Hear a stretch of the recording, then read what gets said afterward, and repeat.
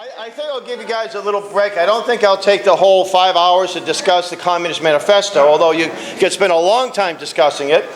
And I want to point out, some years ago, I was speaking at a very conservative Baptist college in Boston. I was friends with the professor. I still am. He's retired now. And after we gave our class, I went to have lunch with the students. And a couple of the students were chatting with me. And one said to me that communism, in theory, isn't really a bad thing. It just... UN. And I said to him, it's like telling me hell isn't a bad place. It just needs to be run by the right demons. Because that young man never read the Communist Manifesto. Okay? Now, no, just when I say UN, you boo and hiss. Or else we'll never get through the class. Okay. So the Communist Manifesto was published in 1848 by Karl Marx, and I forgot to put the other guy's name in there. Who was it? Just the Campers. Well, I don't think, you know what? He's not that old, but he's close. But let me mention something about age. You know, in some cultures, in Asian cultures, older people are venerated. Why is that? Because they survived. Because they have wisdom. And unfortunately, our culture doesn't always venerate older people. Now, we should not be venerating people like President Biden, unfortunately. His age isn't really the issue, right? Although, you know, he was asked by a reporter. They asked some tough questions. Mr. Biden, boxers or briefs? And what his answer was?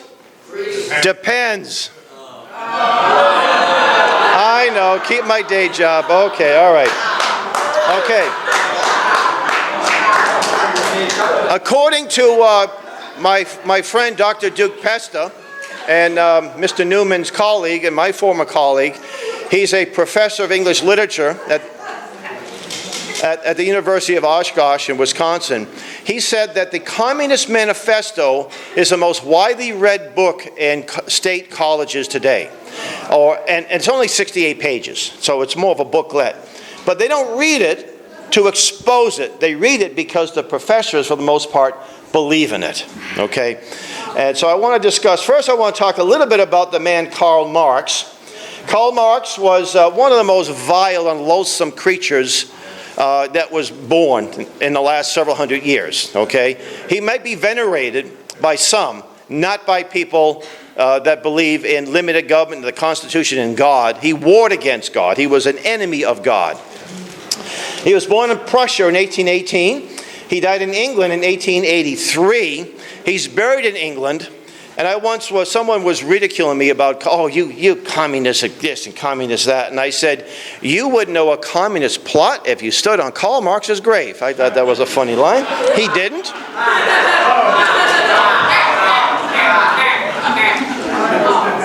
There was a man named Pastor Richard Rumbrand who wrote the book Tortured for Christ. He spent a number of years. He's a Romanian pastor.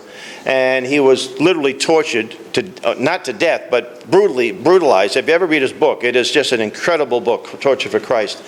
He wrote a book called Marx and Satan because he believed that Marx, as a young man, may have been a believing Christian, but then had a falling out, backslidden just a little bit, and actually embraced Satanism. Now, he makes a good case for it. I'm not saying that he was a formal Satanist, but he was definitely satanic, no question about it. Now, a lot of people on the left think very highly of Karl Marx, but they don't know he wrote a book called A World Without Jews. How many people knew that Karl Marx wrote a book, A World Without Jews? One or two people, because I told you earlier today, right? What's that? Yep. I pay attention. I'm glad to hear. Oh, you get a camp buck too, by the way. Who else knew that? Come on. Who else? I knew she paid attention. Okay. And by the way, he was born from a Jewish background. He did have a Jewish background, but obviously he rejected Moses and the 5 books, and the Jewish teachings. And he had contempt for Jews. He was also a racist. Not surprising. Should it be surprising? He used to call people he didn't like, and he didn't like too many people. He really didn't have any friends. But he would say that that person is a Jew with Negro blood. That's what he would, that was his insult. He wasn't much of an economist. He did invest in some stocks and he lost his money. Engels was, today he'd be a trust fund kid, His daddy made all the money and he spent all the money. And he was an Englishman, he funded Marx. Marx was also an informant. He was also what we would call a narc. There was some socialists that he didn't like, so he helped I think it was in Austria, the Austrian police to go after these people. He wasn't much of a father. One of his children died of starvation. He didn't really have much to do with the common people or the downtrodden, which he pretended. He did have, when he got married, he was given a maid, and I understand he impregnated her. Nice guy.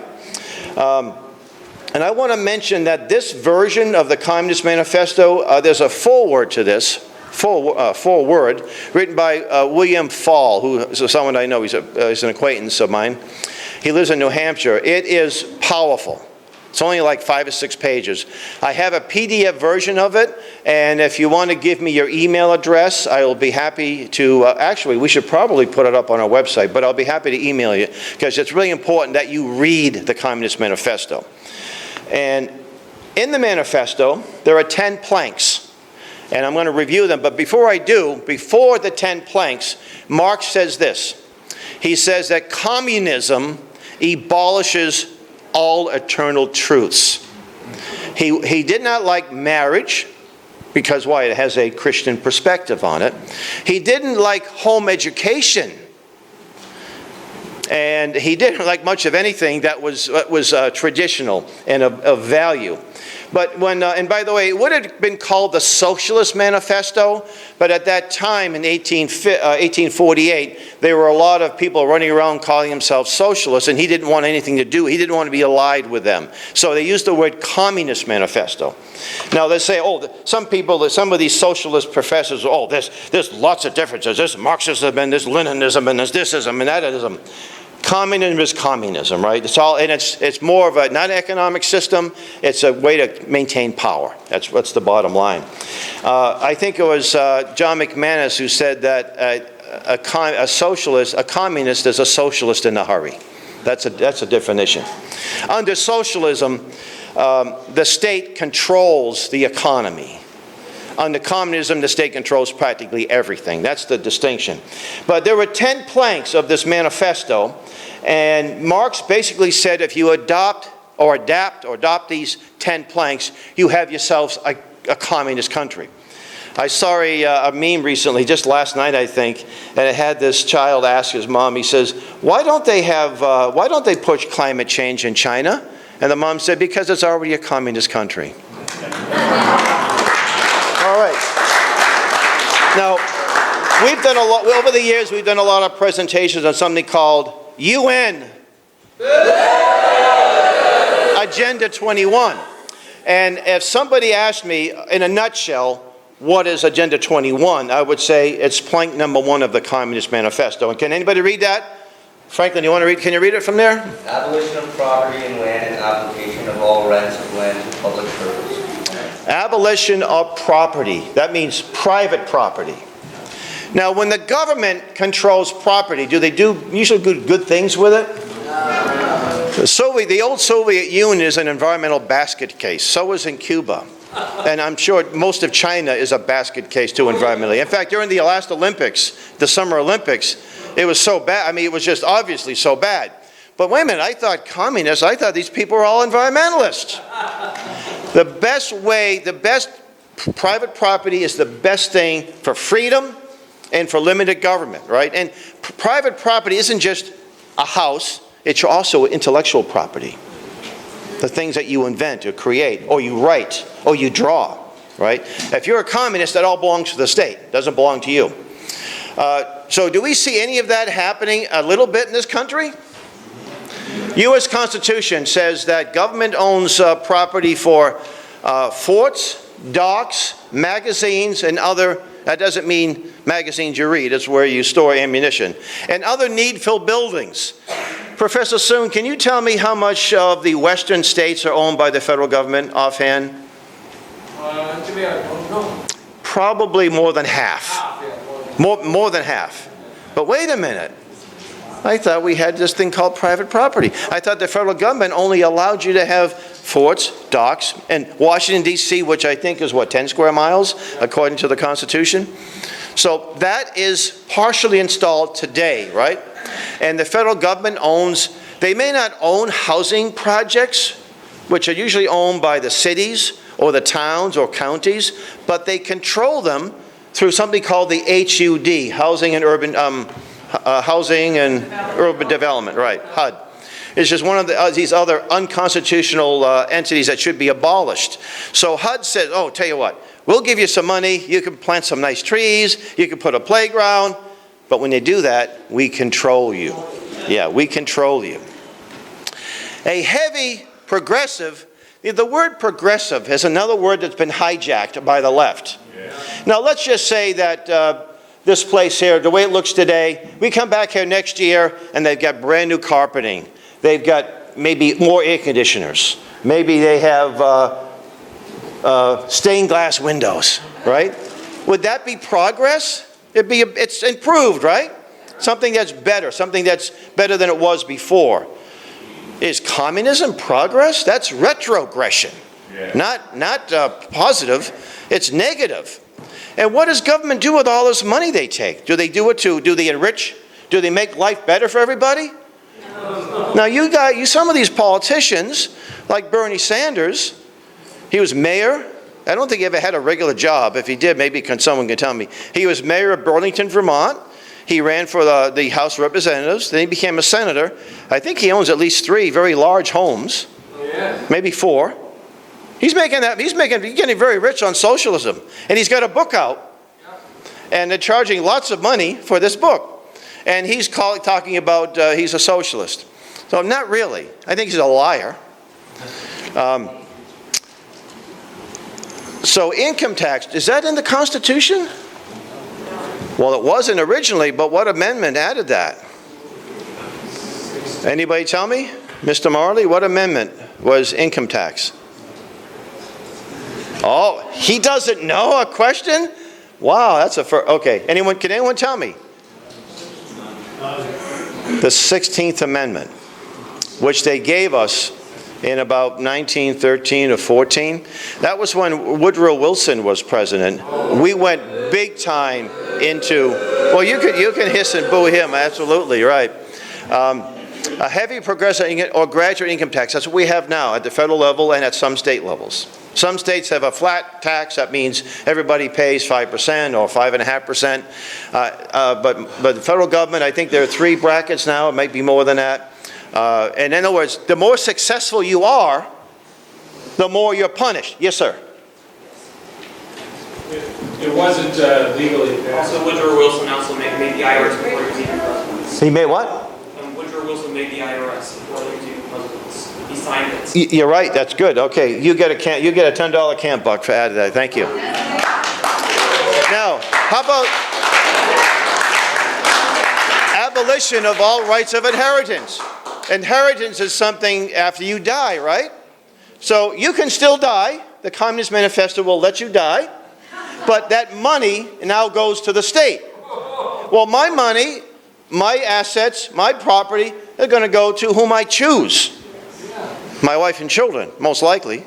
If anyone wants something of mine, you have to let me know. I'll put it in the will, which I don't have right now. Okay? We have something called inheritance tax.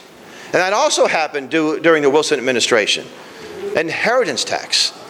So that's partially installed. Now, how about this one? Confiscation of the property of all immigrants and rebels. Now, you see that word immigrant. What does that mean? Can someone define that? Yes, sir. Someone that has come over here from another country. That's with the I. That's the I-M-M. With an E means someone who leaves the country. Okay, so you can leave the country. Some countries like communist South Africa, when the communists took over, actually even before they took over, a lot of the farmers were leaving and they were taking everything with them. They would sell their farms and take all their property with them, all their assets. And the government said, no, we don't want you to bug out. And today, if you want to leave South Africa, you may, but you have to leave your wealth behind. So if someone who leaves a country is an immigrant, not an immigrant, not an immigrant. And rebels, well, who's a rebels? Anyone who doesn't go along with the federal government's or state governments or even city governments, right? They use the word insurrectionist to describe what happened in January. It was a riot, and we can go into, I don't want to go into that. I think it was, in many respects, we know that there were a lot of federal agents involved in that. And it was, anyway, that's a topic for another time. So rebels are those that don't go along with the government. So they'll take your home, take your business, freeze your assets.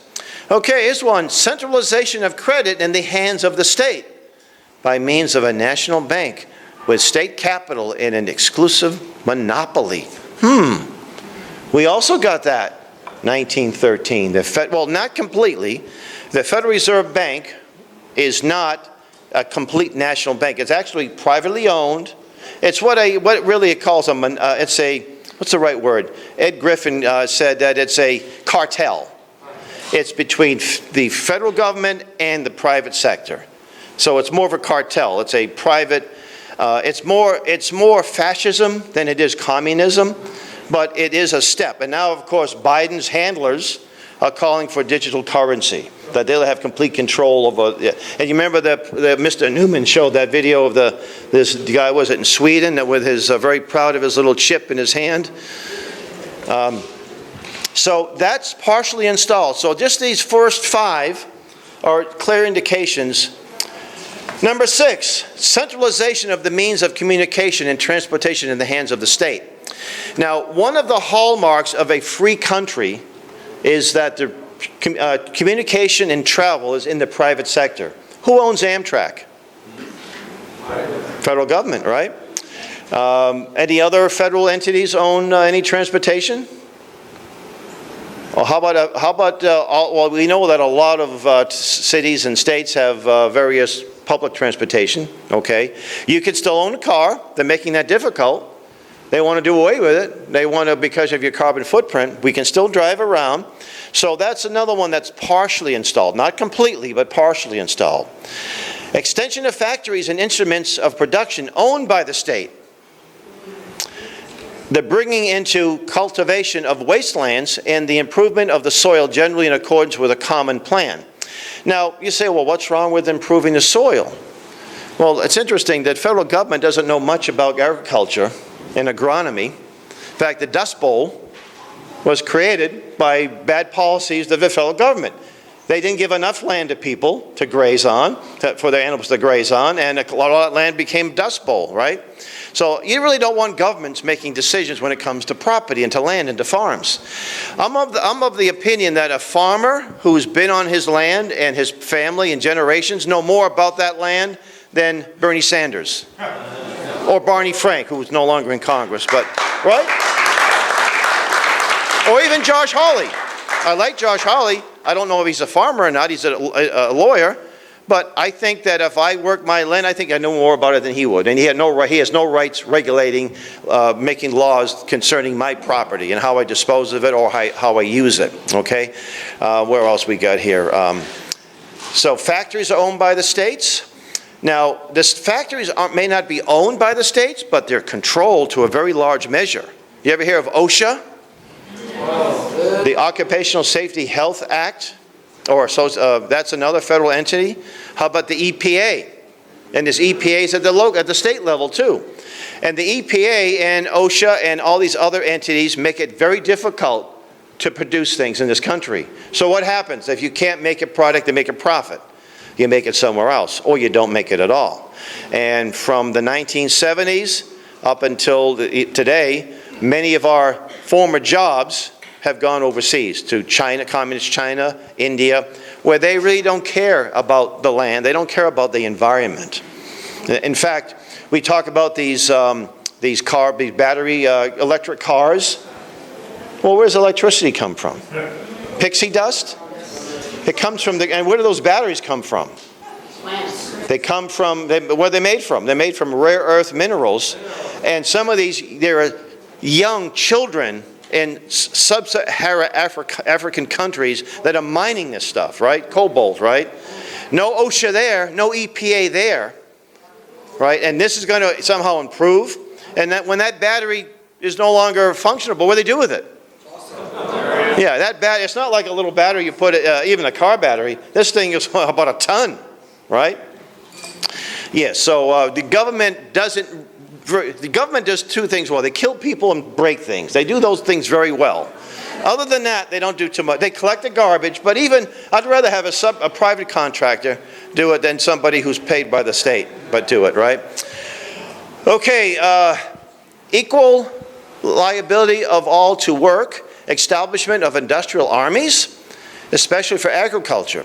Now, during the Franklin Roosevelt administration, they did have some of this. There was something called the National Recovery Act, the NRA, not the National Rifleman Association. And they had a lot of make-work projects. Nazi Germany, they did it before war was broken. They'd have young people going out and doing all kinds of projects, harvesting crops and what have you. But again, if I own a farm, I want to control who's going to be picking my crops, right? I don't want the government to tell me who's picking my crops. I want to have people that I know who are doing it. And by the way, all this would be unconstitutional.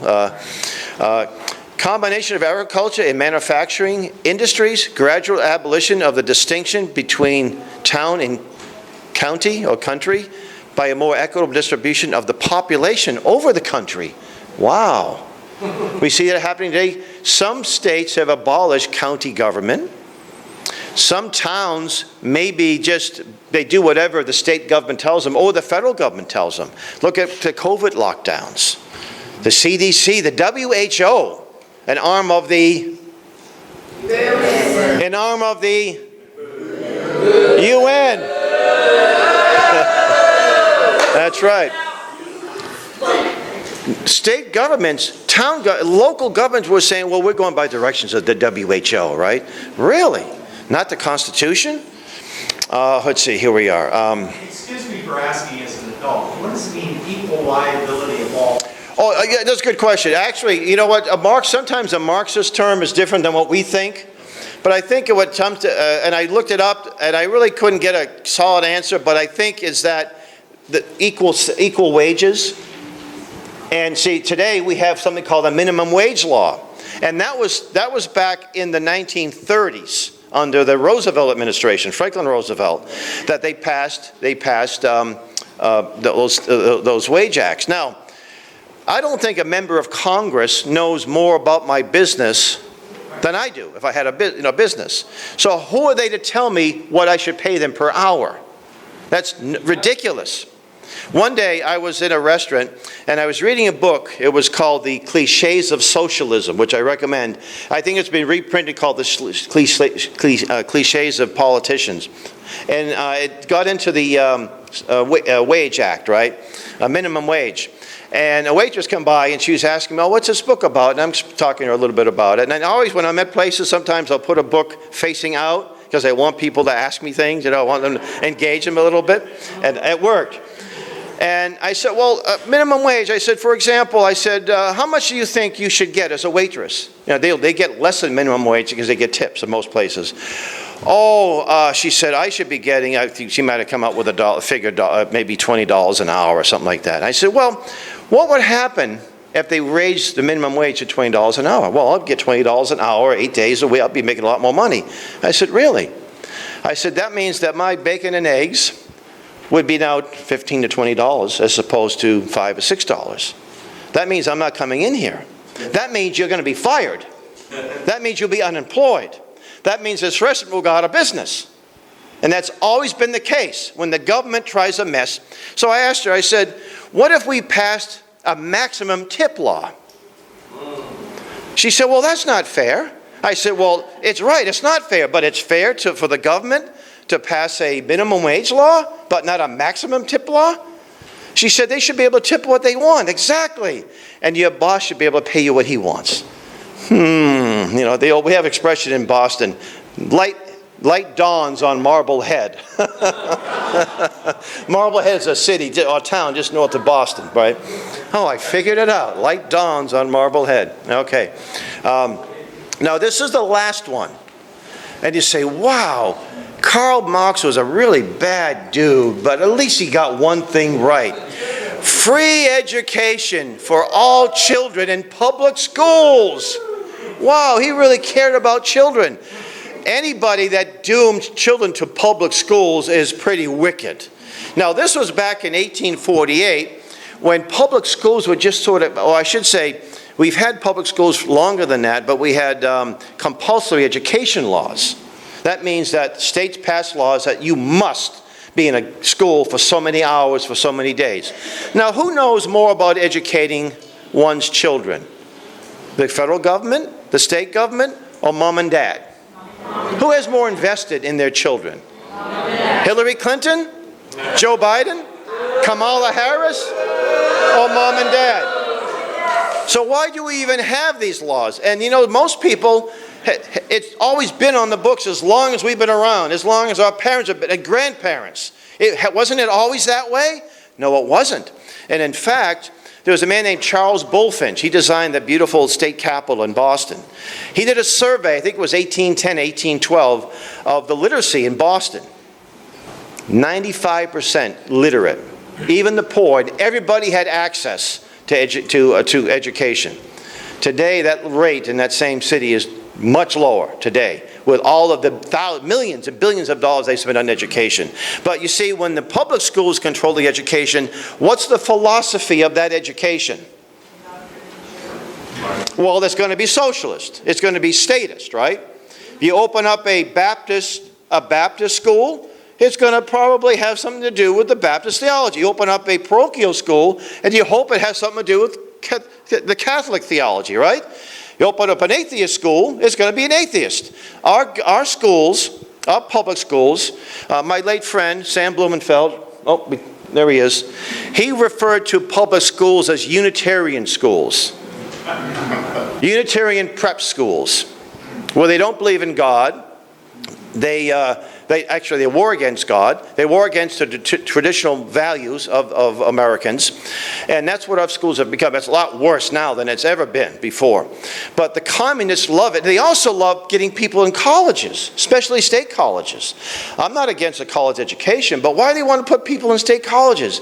Because if they don't have your brain by the time you're out of high school, they're going to get you in college. And what happens to a lot of Christians, young people that go off to a state college? I think 85% of them lose their faith. There was a gentleman at our church in Alton a couple of weeks ago. He was part of Teen Challenge. This is a group that former addiction, they try to help with people of addiction. He said, I had great parents. He didn't complain that he was abused or he had a bad sister. He said, I had a good church life. I went to a public school, started hanging out with the bad people. I made bad choices, and then I became the bad person to hang out with. And he got addicted. He came out of it, and now he lost all those years of his life. And I sat there and I thought, public school. Now, there are lots of people in public schools that do very well. They survive. But one day, I had a friend who was from South Africa. He was our music director at the school. And we were discussing this. He wasn't married at the time. He was about to get married. And he thought that it was important that Christians' children have an influence in government schools. And I said, let me ask you this. I said, what if on the way to church Sunday, I dropped my children off at the Unitarian church for their Sunday school? Would you question my commitment to Jesus Christ? He said, of course I would. I said, no, why would you? Because of what the Unitarians believe. They don't believe anything we believe. I said, correct. I said, so why drop them off at the Unitarian Sunday school for 5 days out of the week and 6 hours a day? Light dawning on Marblehead again, right?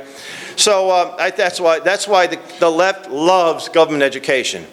And it talks about abolition of children's factory labor in its present form. Interesting. He didn't say abolish it altogether, but in its present form. That means they're working, and we don't like to see child labor, except when my house, when, my children are well, they're not children anymore, but they're all grown up, when they were vacuuming and all that. I worked at my dad's drugstore since I was like 8 or 9 years old. Didn't harm me any. And a lot of children had no choice growing up. They had to work the farm. They had no choice. You want to survive, you work the farm. And farm work was very dangerous too, by the way, as people who know that are in the farm, have some connections to farms who know that. So Karl Marx, again, this was the 10 planks, and these 10 planks are a prescription for total government and slavery, not freedom and liberty. And 2 years after this came out, there was a book called The Law. Now, some people, we used to teach a class on that. We haven't done it in a while. It was published, written by a French statesman called Frédéric Bastiat. It was the answer to the Communist Manifesto. And I do encourage, you can find a free PDF of this called The Law, and it's like 40 pages long. So read the Communist Manifesto and read The Law, and you'll see two absolute contradictions. Also, the Communist Manifesto totally contradicts the U.S. Constitution. And, of course, the Word of God.